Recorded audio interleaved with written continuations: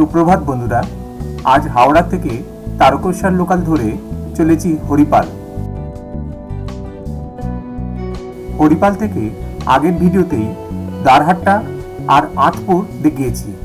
আপনারা যদি সেই ভিডিও না দেখে থাকেন তাহলে ওপরে আই বাটনের লিঙ্ক শেয়ার করে দিচ্ছি, প্লিজ দেখে নিন। এখন আঁতপুর থেকে চলেছি রাজবোলহাটে। দূরত্ব মোটামুটি 6 কিলোমিটার। রাজবোলহাট খুবই বিখ্যাত মা রাজবল্লভী মন্দিরের জন্য। রাজবোলহাটের গঠন ও পরিচিতি নিয়ে একটা বিখ্যাত ছড়া বা প্রবাদ স্থানীয়দের মধ্যে মুখে মুখে ফেরে। 4 চক, 14 পাড়া, 3 ঘাট, এই নিয়ে হয় রাজবোলহাট। মন্দিরের বাইরে প্রচুর পুজোর ডালার দোকান আছে। এইসব দোকান থেকে আপনি দুপুরে ভোগ প্রসাদের কুপনও পাবেন।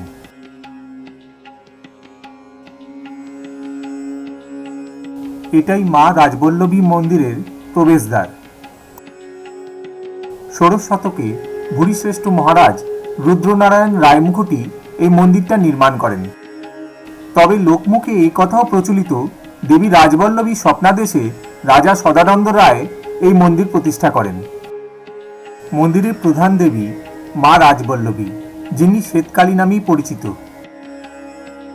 16 শতকের চণ্ডীমঙ্গল কাব্যে দেবীর অপূর্ব বন্দনা রয়েছে, যেখানে লেখা রয়েছে রাজবল বন্দী রাজবল্লভী চরণ, ইতিপুরে রঙ্গিনী বন্ধ হয় এক মন। দেখছেন মায়ের অপূর্ব মূর্তি। মা এখানে শ্বেতবর্ণা, তাই মা শ্বেতকালী নামেও পরিচিত। বিগ্রহ প্রায় 6 ফুট উচ্চতার। দেবী দ্বিভুজা, তার ডান হাতে ছুরি ও বাম হাতে সিঁদুর পাত্র থাকে। এই মূর্তির বাম পা শায়িত বিরূপাক্ষের শিবের মস্তকে এবং ডান পা মহাকাল ভৈরবের বুকের ওপর স্থাপিত রয়েছে। এটা দেবীর শয়নকক্ষ।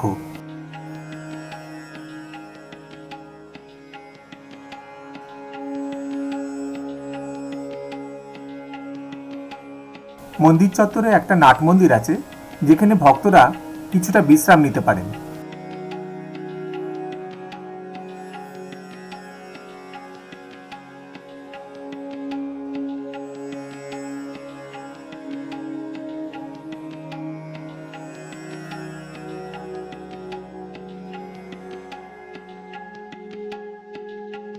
রাজবল্লভী মায়ের মন্দিরের চত্বরে 4টে শিব মন্দির রয়েছে। তার মধ্যে একটাই খোলা দেখলাম, অপর 3টে বন্ধ।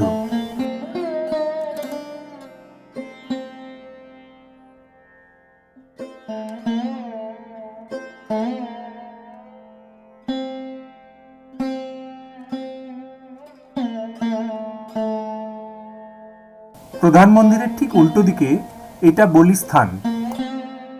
নাট মন্দিরের ঠিক পাশে এই বলিস্থানটা দুর্গাপুজো নবমীর দিন মহিষ বলি হয়।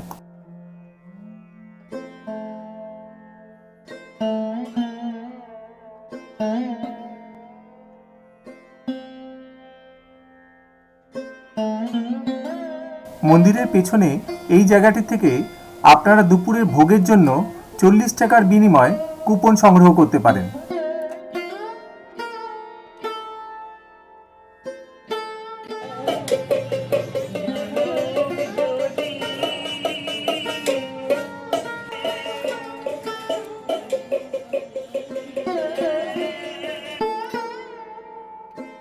মায়ের মন্দির থেকে ঠিক বেরিয়েই সামনেই এই বিশাল দিঘি।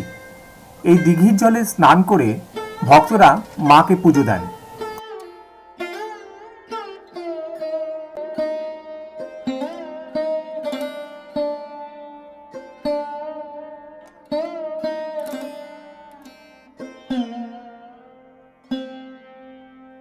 মন্দিরের বাইরে প্রচুর পুজোর ডালার দোকান।